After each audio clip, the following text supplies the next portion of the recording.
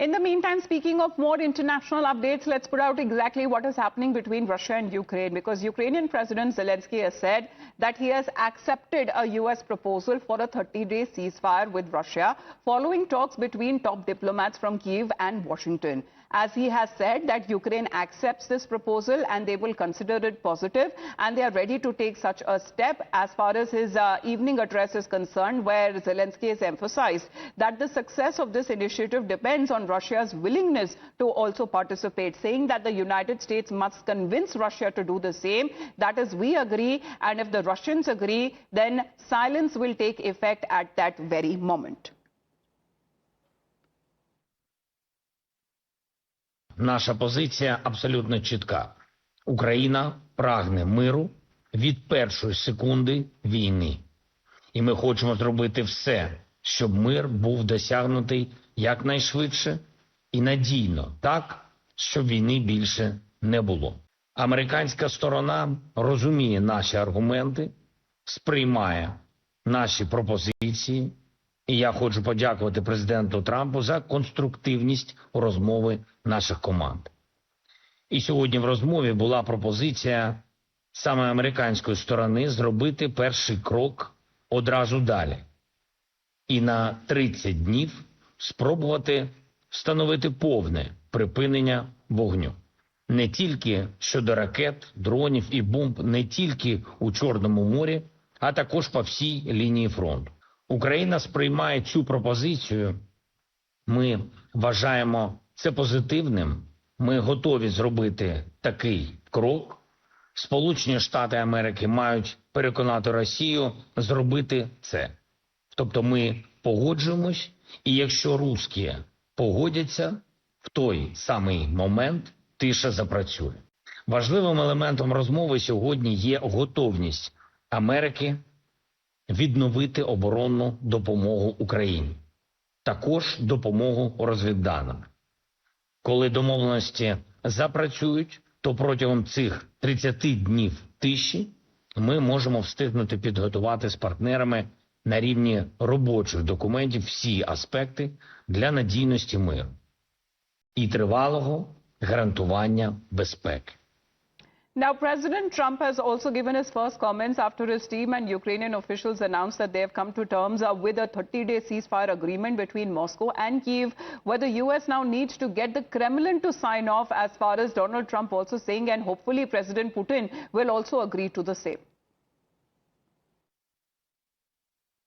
But very importantly, and I said it, Ukraine, ceasefire, Ukraine. Ceasefire, just agreed to a little while ago.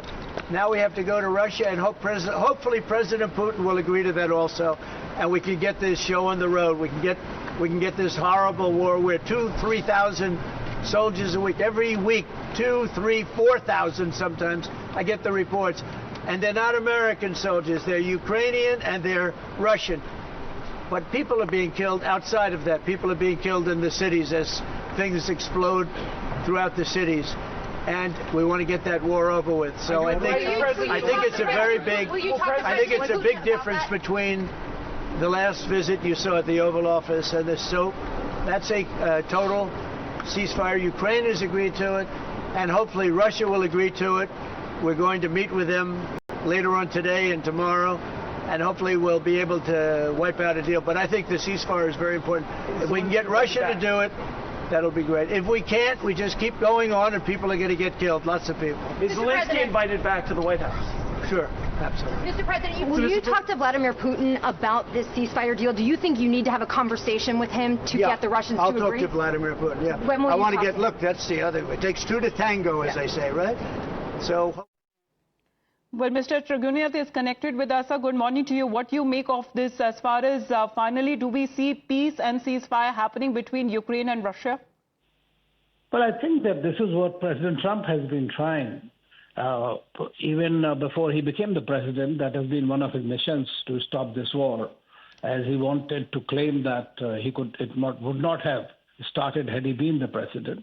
So from the very beginning, we must grant that he has been very sincere in his efforts to bring an end to this war. What conditions, whether there will be really equitable conditions or not, whether sovereignty will be protected or not, whether territorial integrity will be protected or not, or what would be the terms of the deal. The winner takes it all has always been the case. So we don't know now exactly how it will play out, but to have a ceasefire for 30 days is a welcome development. And we have seen how Ukraine was playing up because of the European pushover. That they continued, they thought that the Europeans are going to support them. Then he took on President Trump. And eventually, once President Trump used his pressure tactics like stopping the intelligence sharing, and we have seen what happened to both the countries. Yes. So I think that now President Trump has already spoken to Putin once or twice, I think, and they are also on board. There have been meetings taking place directly with Russia. Istanbul meeting was the last one. Recently also they talked.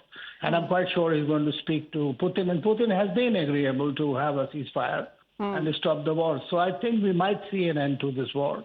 At least at a pause in the war, if not anything else.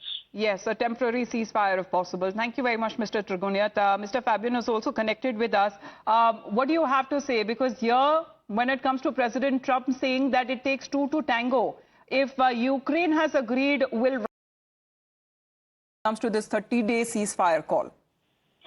Well, my guess is that Russia is also likely to agree, and I will go one step further. Trump would not have put across his proposal without having had an informal green signal from Russia. That is how Trump and Putin operate, you see. So that is point number one. Point number two is that Ukraine has been asking for American-supported security guarantee from Europeans and others. That also eventually, I repeat the word eventually, Putin is likely to agree provided the Europeans lift the sanctions on Russia and defreezes the $300 billion deposit dollars of the Russian Federal Bank. So we are hopefully looking at the beginning of a good process, and thanks to President Trump. All right. Thanks to President Trump, while he's been playing the role of the mediator there. Rather, thank you, Mr. Fabian, for joining us here on the broadcast. Srinjoy, is this mediation or is it putting pressure? Because we have seen the kind of incidents that have been reported in the recent past between President Trump and President Zelenskyy there. However, Zelenskyy has now agreed to enter talks to end the war with Russian forces for once and for all, a temporary ceasefire. Is this now acceptable and something that can be seen in the coming days?